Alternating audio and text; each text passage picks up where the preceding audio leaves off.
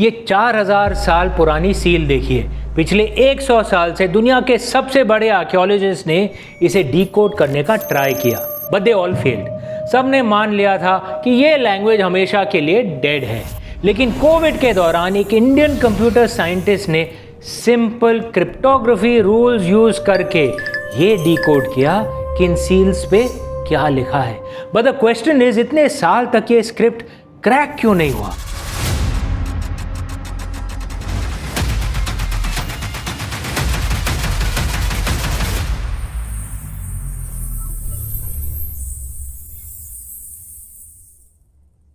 Indus valley script history की सबसे बड़ी पजल रही है।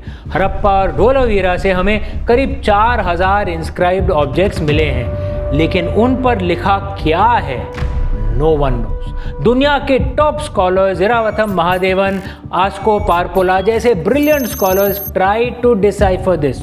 उन्होंने कहा कि ये स्क्रिप्ट प्रोटो द्रविडियन लैंग्वेज का एक फॉर्म है। This discovery led to some foundation but they could not decode it. In 2004 एक दूसरी स्कूल ऑफ थॉट आई, स्टीव फार्मर, रिचर्ड स्प्रॉट और माइकल विट्सल जैसे scholar. They published a very influential paper. उनका argument, उन्होंने कहा कि इंडस सिंबल्स कोई राइटिंग सिस्टम है ही नहीं, क्योंकि इंस्क्रिप्शंस इतने छोटे हैं। They stated that these are just emblems और सम रिलीजियस लोगोस। मतलब ये जो लेटर जो लिख रहे थे वो क्या ग्राफिटी बना रहे थे क्या विचित्र आर्ग्यूमेंट है। बट एनीवे, ये भी एक स्कॉलरली आर्ग्यूमेंट था। Cut to 2020, doctor Bharat Rao enters. The online world knows him as Yajnadevam. By the way, doctor Rao कोई प्रोफेशनल हिस्टोरियन नहीं है, ना ही वो फिलोलॉजिस्ट हैं। वो एक क्रिप्टोग्राफर हैं और कंप्यूटर साइंटिस्ट हैं। अब कुछ लोग कहेंगे कि वो हिस्टोरियन है ही नहीं, तो उनकी बात क्यों माने? In the history of decipherment there are many people like Dr. Rao who are known to have cracked scripts. Linear B script का एग्जाम्पल लीजिए, a Greek script. For decades experts उसे पढ़ नहीं पाए क्योंकि उनके पास कोई रोजेटा स्टोन नहीं था। रोजेटा स्टोन मतलब कोई बाइलिंगुअल या शायद ट्राइलिंगुअल टेक्स्ट, मतलब जिसमें 3 लैंग्वेजेस में एक ही स्टेटमेंट लिखा हुआ है, तो देन यू कैन डिकोड। फिर 1952 में माइकल वेंट्रिस नाम के एक आर्किटेक्ट आए। जी हाँ, architect. Okay. Linear B, for example, did not have a Rosetta Stone. Okay. And to many extent, linear Elamite and so on, they don't have sufficient bilingual inscriptions, and they were all analyzed as essentially the same method. So with Linear B, there was also an outsider, Michael Ventris, who guessed that there's a certain pattern that only occurs in the island of Crete in those inscriptions, and that may be it may be the name of the island, and so he started assigning the values to it. क्या हो अगर Indus script को भी exact उसी तरह crack किया जा सके? But let's first understand cryptographic decipherment काम कैसे करता है। एक बेसिक रूल है, इंफॉर्मेशन वर्सेस रिडंडेंसी। जैसे डॉक्टर राव समझाते हैं, अगर मैं आपको FF GKK लिखूं तो आप तुरंत समझ जाएंगे कि ये इंग्लिश नहीं है। स्क्रिप्ट रोमन है लेकिन इंग्लिश नहीं है। क्यों? क्योंकि हर लैंग्वेज में स्पेसिफिक पैटर्न्स और रूल्स होते हैं, जिसे हम रिडंडेंसी कहते हैं। यहाँ एंट्री होती है क्लॉड शैनन की। शैनन क्रिप्टोग्राफी और इंफॉर्मेशन थ्योरी के फादर माने जाते हैं। उन्होंने एक कॉन्सेप्ट दिया था, यूनिसिटी डिस्टेंस। अगर सिंपल भाषा में कहें, किसी भी कोड में एक स्पेसिफिक लेंथ के बाद उसका सिर्फ एक ही डिक्रिप्शन कोहेरेंट या वैलिड हो सकता है। एक पॉइंट के बाद आप फोर्स फिट करके 2 अलग मीनिंग्स नहीं निकाल सकते। And so basically, he mathematically showed that you can't add more redundancy than what's in the key, and therefore, if you read beyond a certain limit, then you can read it only in one way. Because you run out of redundancy. Right. Got it. So, I mean, I'm just saying it in not technical terms, but technical people who are interested can read the paper, and the whole formula is there. There are people who have derived the same in different, in new ways in later papers. But if you read beyond a certain length, then you can read it only one way. Dr. Rao ने regular expressions use किए। उन्होंने computers के जरिए Indus science के patterns को ancient Sanskrit dictionary से match किया। उन्होंने सेट इंटरसेक्शन का लॉजिक लगाया, जहां हर नया सील बाकी पॉसिबिलिटीज को नैरो डाउन करता गया। ये बिल्कुल एक सुडोकू पजल जैसा था, लेकिन एक ऐसी सुडोकू पजल जो एक पूरी सिविलाइजेशन के साइज की थी और जिसके रूल्स संस्कृत ग्रामर थे, और उनका रिजल्ट 3650 अनब्रोकन इंस्क्रिप्शंस, और उन सबको ग्रामेटिकली करेक्ट संस्कृत में पढ़ा जा सकता है। लेकिन सिर्फ मैथमेटिक्स और cryptography are not enough, we needed independent proof, और वो प्रूफ हमें जमीन के नीचे नहीं आसमान में मिली। विष्णु पुराण में ध्रुव यानी आज के पोल स्टार को आसमान के सेंटर में एक फिक्स स्टार बताया गया है जो शिशुमरा कॉन्स्टलेशन में है। आज का पोल स्टार पोलैरिस है, लेकिन हमेशा ऐसा नहीं था। प्रिसेशन नाम के एस्ट्रोनॉमिकल फिनोमेनन की वजह से हमारे आसमान का पोल स्टार हर कुछ हजार सालों में बदलता रहता है। जो नहीं जानते मैं थोड़ा सा एक्सप्लेन कर देता हूँ। प्रिसेशन, जैसे आपने बचपन में लट्टू खेला होगा ना, टॉप ऐसे जो स्पिन करता है वो ऐसे रोल भी करता रहता है। वो ठीक इसी तरह अर्थ भी रोटेट करती है लेकिन रोल भी करती है। इस रोल को हम प्रिसेशन कहते हैं। मतलब अर्थ ऐसे जा रही है और वापस एक पोजीशन पर 26,000 ईयर्स के बाद आती है। वैसे इंटरेस्टिंगली 26,000 ईयर्स हमारा फुल युगा साइकिल है इन ह्यूमन ईयर्स। इंटरेस्टिंग। तो जैसे अगर अर्थ ऐसे प्रिसेशन में करेगी तो स्काई भी बदलेगा ना, तो पोल स्टार भी बदलेगा। ये है प्रिसेशन का concept. Around 800 common Ira Polaris हमारे लिए पोल स्टार बन गया। उससे पहले करीब 2000 सालों तक आसमान में कोई ब्राइट फिक्स्ड पोल स्टार था ही नहीं। लेकिन जब हम और पीछे जाते हैं, आज से करीब 4300 साल पहले, in the middle of the Harappan period, the Indus Saraswati period, तो पोल स्टार थूबन था जो ड्रेको कॉन्स्टलेशन में आता है। डॉक्टर राव समझाते हैं कि विष्णु पुराण में जो ध्रुव की एग्जैक्ट वही पोजीशन बताई गई है जो थूबन की ड्रेको में थी। बेसिकली वो उस समय का पोल स्टार था। इस मैथमेटिकल रियलिटी का सीधा मतलब ये है, जिसने भी वो टेक्स्ट लिखा था वो आज से करीब 4300 साल पहले के आसमान को देख रहा था। ये टेक्स्ट एक ऐसी स्काई की याद दिलाता है जो सिर्फ तब एग्जिस्ट करता था जब Indus civilisation was at its peak of evolution, या सही तरीके से Indus Saraswati civilisation was at the peak of its evolution. अब हम इस रिसर्च के सबसे गहरे और इमोशनल हिस्से पर आते हैं। मोहनजोदारो से मिली इस सील को ध्यान से देखिए। M304 एक छोटी सी सील करीब 3 इंच की। 1931 में British archaeologist sir John Marshall ने इस पर बने फिगर को देखा और उसे प्रोटोशिवा का नाम दिया। एक ऐसी फिगर जो ध्यान में बैठे हैं, जिनके सर पर सींग का मुकुट है और जो बाघ, हाथी, गेंडे और हिरण जैसे जानवरों से घिरे हैं। This is Pashupati, Lord of the animals. लेकिन डॉक्टर राव ने इस मैच को एक कंप्लीटली नए लेवल पर पहुंचा दिया। उन्होंने महाभारत का अनुशासन पर्व और शांति पर्व खोला, जहां भगवान रुद्र की एग्जैक्ट डिस्क्रिप्शंस दी गई हैं। कपर्दिन यानी मैटेड हेयर, श्रृंगिन यानी हॉर्न, आदि योगी पोस्चर यानी सबसे पहले योगी का ध्यान मुद्रा, उनके आसपास के जानवर उनके गनर्स हैं। और अगर आप सील को बहुत ध्यान से देखें तो उस फिगर के लंबे नाखून या लॉन्ग नेल्स भी दिखते हैं, जिसका जिक्र एपिक में क्लियरली किया गया है। महाभारत एपिक में एक नहीं, दो नहीं, पूरे 7 डिस्टिंक्ट फीचर्स इस 4500 साल पुरानी सील से एग्जैक्टली मैच करते हैं। Every single aspect of the Pashupati seal, right? Like his braids are kapardine, his everything, what he's wearing, his trishirsha, his shrungin, which means he has horns. He's Adi Yogi is sitting in the yoga position. Every single thing, including the fact that he has long nails. So if you see the position that the nails are very long. Long nails is one of the description of Shiva. So when I read that, I was totally convinced that yes, because this is by I think I have tweeted that text from that ASI, that this is a description of Shiva from the Adi Parva and the not Adi Parva, Anushasana Parva and Shanti Parva of Mahabharata. So I understand one concept coming from somewhere accidentally, but all the concepts from one particular text in one or two chapters coming into a iconography, that cannot be just coincidence. So there were moments like this when I was completely elated, but mostly it's the adrenaline of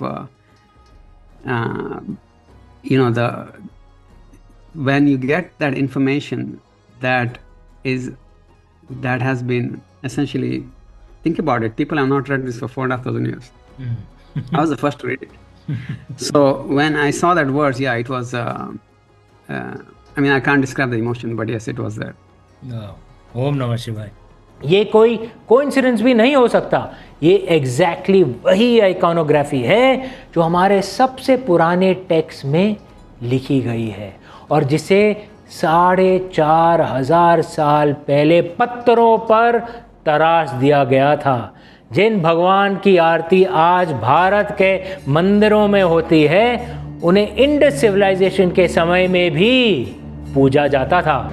हमें text books में हमेशा सिखाया गया कि जब Indus Saraswati cities का decline हुआ तो उनकी लिखावट भी हमेशा के लिए गायब हो गई। स्टैंडर्ड स्टोरी ये कहती है कि इंडिया में राइटिंग करीब 2250 साल पहले एम्परर अशोका के एडिक्ट्स के साथ वापस आई, ब्राह्मी स्क्रिप्ट के रूप में। इस बीच के करीब मतलब 1600 ईयर्स को हिस्ट्री का डार्क एज बताया गया है, हमारी हिस्ट्री का, जहां हम इंडियंस ने अपेरेंटली लिखना पढ़ना सब छोड़ दिया था। लेकिन डॉक्टर राव की मैपिंग दिखाती है कि ये टेक्स्ट बुक अजम्पशन गलत है। Writing in ancient India was never dead. उन्होंने इंडस साइंस और ब्राह्मी स्क्रिप्ट के बीच एक complete sign by sign, shape by shape correspondence chart बनाया है। पहले स्कॉलर्स ने ऐसे 10 या 12 मैचिंग साइंस ढूंढे थे, लेकिन डॉक्टर राव का दावा है कि ये एक कंप्लीट 1-to-1 मैपिंग है। और इस दावे को एक बहुत बड़ी सपोर्ट मिलती है किडारी की एक्सकवेशन से। तमिलनाडु के इस साइट पर करीब 2580 साल पुरानी एक लेयर मिली है जिसमें इंडस लाइक और ब्राह्मी लाइक दोनों साइंस की एक ही जगह एक ही वक्त पर पाए गए हैं। Yes, and later other things filled in for us, so we found inscriptions in Kiradi, which is in Tamil Nadu, which is dated at 580 BC. They found both Indus and Brahmi symbols in the same area, and I think either the Tamil Nadu archaeology or ASI has clarified that is the lowest level, dated 580 BC, where both of these are found, which means there was a transition. इसका implication बहुत clear है। भारत में writing कभी रुकी ही नहीं थी। पिछले 4,500 सालों से हमारी राइटिंग अनइंटरप्टेड रही है। वो डार्क एज एक कॉलोनियल इरा की अजम्पशन थी, कोई आर्कियोलॉजिकल फैक्ट नहीं। अगर डॉक्टर राव सही हैं तो हमारी हिस्ट्री कंप्लीटली चेंज हो जाती है। इसका पहला इम्प्लीकेशन ये है कि इंडस सरस्वती सिविलाइजेशन के लोग संस्कृत बोलते थे। दूसरा, हमारे वेदास इंडस सरस्वती सिटीज़ के डिक्लाइन होने से पहले लिखे गए थे, बाद में नहीं। तीसरा, आर्यन इन्वेजन या माइग्रेशन की थ्योरी कि संस्कृत बोलने वाले लोग जो वाइट स्किन थे या स्टेप से करीब 3500 साल पहले आए थे, ये फ्रेमवर्क कंप्लीटली कोलैप्स हो जाता है। इंडस सरस्वती और वेदास ये 3 अलग चीज़ें नहीं हैं, ये एक ही सिविलाइजेशनल आर्क है। आज इजिप्ट के हिरोग्लिफिक, सुमेर का cuneiform are decoded, but when it comes to Indus script everyone was silent. Not anymore. For a second, think of the Saraswati river. ISRO की सैटेलाइट इमेजरी ने एग्जैक्टली वहाँ एक ड्राई रिवर की stream दिखाई है, रिवर बेड दिखाई है, जिसकी रिवर बैंक्स पे करीब 1500 हड़प्पन साइट सेटल हुई थी। ऋग्वेदा में सरस्वती को एक महान नदी कहा गया है। Geologist KS. वाल्दे और लिवियो ग्योसान की रिसर्च ने बताया है कि क्लाइमेटिक शिफ्ट्स की वजह से ये नदी सूख गई। ये सब एक ही एंशिएंट रियलिटी की तरफ इशारा कर रहे हैं। बट सी, इस डिस्कवरी को काफ़ी चैलेंज किया गया है और एक हेल्दी स्कॉलरशिप में ये होना भी चाहिए। जो स्केप्टिक्स हैं उनके सबसे स्ट्रॉन्ग आर्ग्यूमेंट्स क्या हैं, आइए उन्हें देखते हैं। पहला कि वो राइटिंग सिस्टम है ही नहीं। ये फार्मर्स, प्रोट और विट्सल की 2004 की थीसिस थी, लेकिन 2009 में राजेश पीएन राव के एक साइंस पेपर ने दिखाया कि इंडस साइंस के entropy patterns exactly non writing system जैसे हैं, रैंडम सिंबल्स जैसे नहीं। इस थीसिस का जवाब दिया जा चुका है। दूसरा, आप संस्कृत को फोर्स फिट कर रहे हैं। इसका जवाब है यूनिसिटी डिस्टेंस। एक पॉइंट के बाद आप लैंग्वेज को ज़बरदस्ती फिट नहीं कर सकते ये स्क्रिप्ट में। डॉक्टर राव ने 3650 इंस्क्रिप्शंस को पानिनियन डिक्लेंशंस और सब्जेक्ट वर्ब अग्रीमेंट के साथ बिल्कुल सही संस्कृत में पढ़ा है। जो नहीं जानते हैं, Panini as you all know, उन्होंने क्लासिकल संस्कृत के रूल्स बनाए थे। पानिनी की अष्टाध्यायी आप सब ने स्कूल में पढ़ा तो होगा उसके बारे में। तीसरा, इसका पीयर रिव्यू कहाँ है भाई? डॉक्टर राव का रिसर्च उनकी वेबसाइट पर ओपनली अवेलेबल है। साइंस में एक रूल होता है, कोई भी क्लेम फॉल्सिफाइबल होना चाहिए। फॉल्सिफाइबल का मतलब क्या है कि जो साइंटिस्ट जो क्लेम कर रहा है आप उसी स्टेप्स को रिपीट करिए, you should come to that same conclusion. If you don't make a falsifiable claim, कोई उसे प्रूव या डिसप्रूव नहीं कर सकता है। जैसे कोई कह दे कि हेवन में आपको वाइन मिलेगा या कुछ और मिलेगा, भाई क्या स्टेप्स करें that you can prove it? कोई मर के वहाँ जाए फिर वापस आए, ऐसा तो नहीं हो सकता ना। तो has doctor Rao put steps up? Doctor Rao का पेपर एग्जैक्टली वही है, फॉल्सिफाइबल है, क्योंकि उन्होंने अपना सारा डेटा और स्टेप्स ओपन कर दिया है। अगर कोई और साइंटिस्ट उन्हें गलत साबित करना चाहता है तो वो उन्हीं स्टेप्स को रिपीट करके टेस्ट कर सकता है, और अगर फॉल्स हुआ तो फॉल्स प्रूव हो गया। अभी तक किसी ने फॉल्स प्रूव नहीं किया है। And lastly, what about genetic evidence and step ancestry? देखो, जीन्स और लैंग्वेजेस एक चीज़ नहीं है। ह्यूमन पॉपुलेशंस मिक्स हो जाते हैं, बट लैंग्वेज रिप्लेसमेंट एक कंप्लीटली डिफरेंट क्वेश्चन है। Whether the script contains Sanskrit or not will be decided by the script itself, not by some ancient DNA. अब देखिए, इस रिसर्च पर काफ़ी डिबेट है और ऑफ कोर्स होना भी चाहिए। हिस्ट्री में हर मेजर डिसाइफरमेंट को अपोज किया गया है। शैम्पेलियों के इजिप्शियन हेरोग्राफिक्स को चैलेंज किया गया था, बहुत स्ट्रांगली चैलेंज किया गया था। वेंट्रिस के उसने जो लीनियर बी स्क्रिप्ट जो डिसाइफर किया था उसको भी चैलेंज किया गया था। लेकिन इसका राइट रिस्पॉन्स ये है कि आप इसे टेस्ट करें। बिना टेस्ट किए, बिना ट्राई किए इसे डिसमिस कर देना सही नहीं है, वो बायस है। अब सारे एविडेंस को एक साथ देखिए। 3650 इंस्क्रिप्शंस ग्रामेटिकली करेक्ट संस्कृत में पढ़े जा रहे हैं। वैदिक टेक्स्ट की एस्ट्रोनॉमिकल डेटिंग उन्हें एग्जैक्टली इंडस सरस्वती पीरियड के बीच में प्लेस करती है।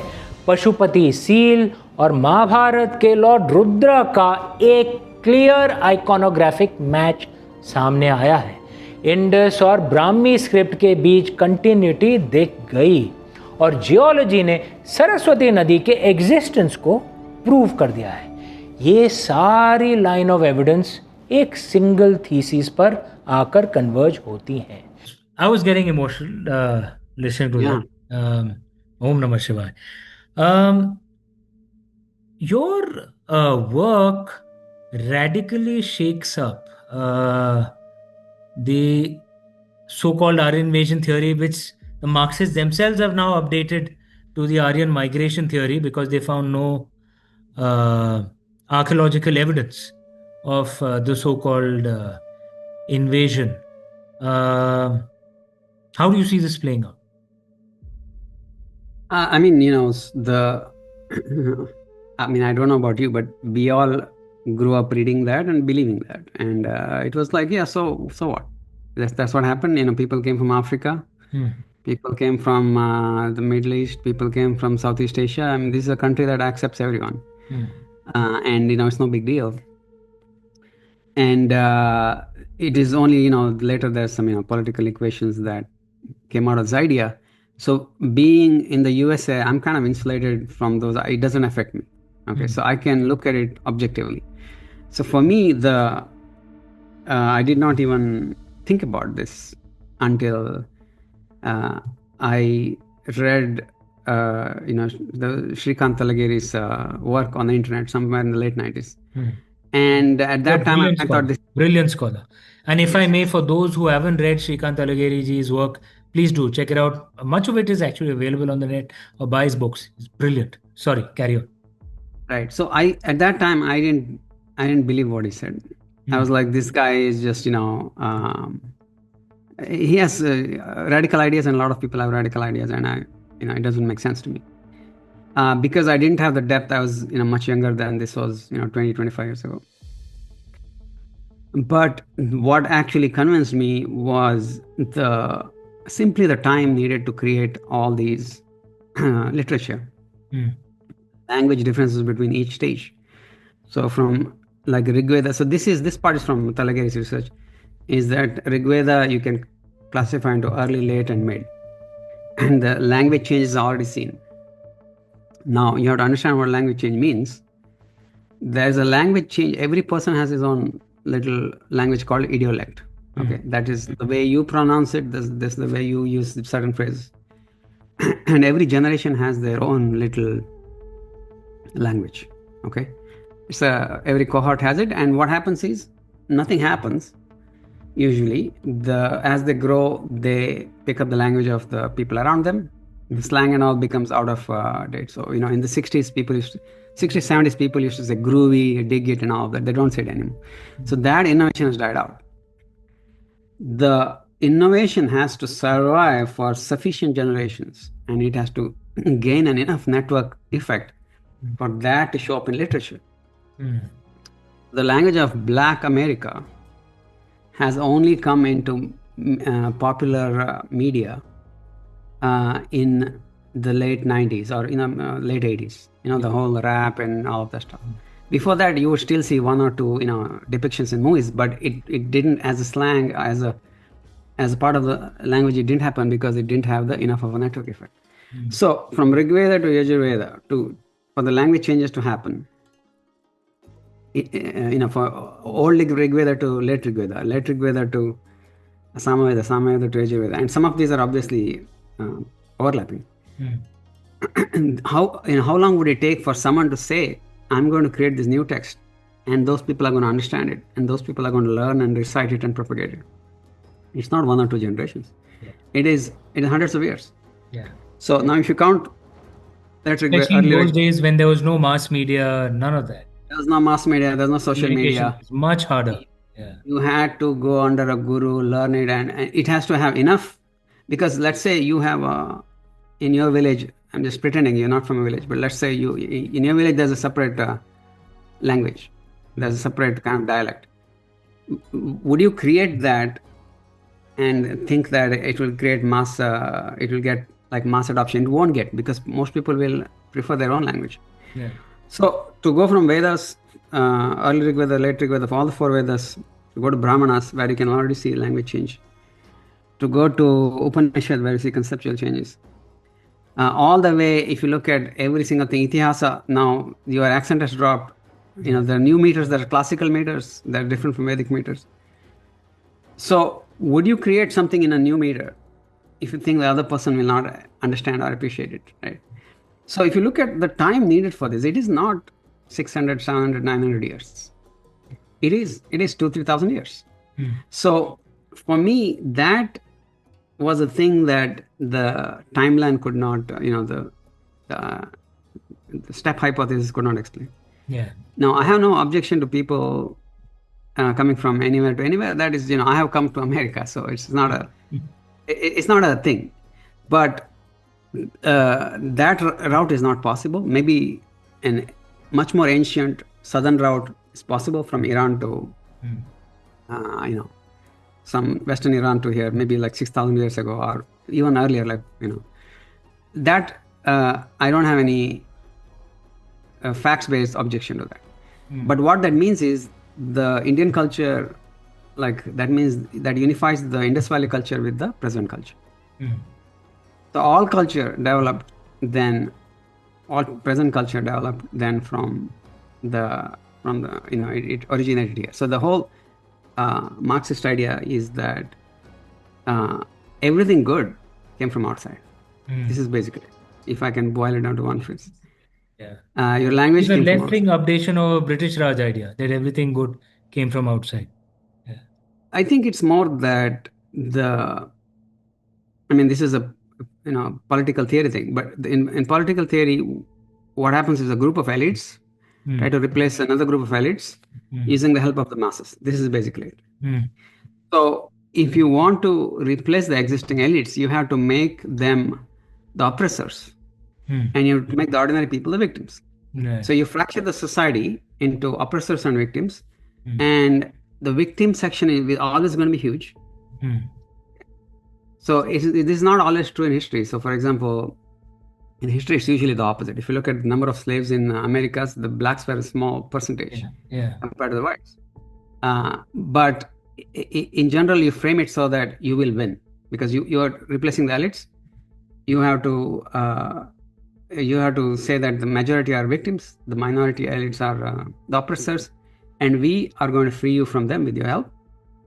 And essentially what happens is you remove the oppressor, whatever the class is, and you replace them, and you continue the oppression. Okay. This is essentially how all politics works. So now in many other contexts, you can use sectarianism, this and that. So in Indian system, they had to make the people not, you had to remove people away from their tradition, the things they revere, all of this stuff. And one way to do that is to say that these things are foreign. These are not you. So your language is foreign, your religion is foreign, your culture is foreign. It was all brought from outside. And your culture, you don't have any culture. And I'm going to give you this new culture, which is, based on the good things, science, enlightenment, Westernism, all of this stuff. And therefore, since I'm the one bringing it to you, I'm the one raising your life. Give me the power. This is essentially what it is. So, of course, it has to be framed as a proper narrative so that it's emotional and people kind of, develop the hatred for their own. So this is how it essentially, and it's the same. It's not just here. Yeah. Same thing in Balkans. Same thing in Ukraine. All this stuff. This is the mechanism. Yeah. So as far as the theory is concerned, in terms of even the Western academia now favor. And these things keep changing with every site they dig, every body they find. So, this is only current for the next 15 days until they find the next thing. But now they favor something that's much older, something that's in a different location in essentially Western Iran or Armenia, in that region. And so there's not really Aryan invasion anymore. Yeah. There's no migration also, because something that happened 6,000 years ago, people have been moving around. Like, nobody cares that Munda people came from Southeast Asia. It's not an issue. Yeah. So if the culture developed here and was created here by people from no matter where, it doesn't matter. It is your culture. You can't separate it. So they want to have a theory of anywhere but India. Yes. Yasnadevan, when I was young, among the things that made no sense to me, that if there are foreign invaders to a land, usually they celebrate their own foreign land. Like if you see the works of that were written by the British Raj, the British elite always celebrated Europe and the UK. If you read the works of the Turkic invaders, right down to the Timurid Mughals, they always celebrated their Turkic homelands, Farghana or Turkmenistan, whichever one of them. But the so-called Aryans kept celebrating India. They didn't speak of their foreign homeland at all. And this is one of the things that didn't make sense to me. If they were foreign invaders normally tend to celebrate their foreign homeland, not the so-called conquered. I don't know why we have to discuss any of this, because no one claims there are invaders anymore. So there's no... So, but the argument now is of migrants, and the argument they claim is that migrants were here for so long that they forgot their original homeland, and they're giving it like 300-400 years for them to forget, which is okay, I suppose, because you're not going to forget in few generations. You'll still have stories of migration, but eventually you'll forget 300-400 years, which means that if they came in 1500 BC, in 1100 BC they start writing Vedas, and by 600 BC you have all these dialects. Everything happened in 600 years. All this. So this is the It's very interesting to find Marxists against migrants though in this theory. 4500 साल तक इन पत्थरों पर लिखी language ने अपना इंतजार किया और फिर एक लॉकडाउन में एक इंसान ने लैपटॉप और शैनन की थ्योरी लेकर इसे आखिरकार पढ़ लिया। जॉर्ज ऑरवेल ने एक बात लिखी थी, जो पास्ट को कंट्रोल करता है वो प्रेजेंट को कंट्रोल करता है। For 200 years our ancient history उन लोगों ने कंट्रोल की जिन्होंने हमारी पुरानी भाषा राइटिंग कभी पढ़ी ही नहीं थी, बट नाउ हम इसे खुद पढ़ रहे हैं। इन पत्थरों पर जो इंस्क्रिप्टेड हैं, अगर डॉक्टर राव सही हैं तो वो हमारे सबसे पुराने टेक्स्ट और हमारी हिस्ट्री के फाउंडेशन को डिकोड कर चुके हैं। इट मीन्स दैट ये स्क्रिप्ट कभी डेड थी ही नहीं, ये बस एक मैथमेटिकली परफेक्ट कोड बनकर खामोश थी किसी ऐसे इंसान के इंतज़ार में जो इसे वापस आवाज़ दे सके। अंत में एक इमोशनल चीज़, मैंने डॉक्टर राव से पूछा कि जो इंडस सरस्वती सिविलाइजेशन में पाई गई जो पशुपति सील थी, उस पर कुछ लिखित भी है, उसका ट्रांसलेशन क्या है? According to Dr. Rao, the writing on the Pashupati seal translates as Ashasana Mana, meaning the honorable punisher of Kamadev. We all know that means Shiva. Om Namah Shivaya.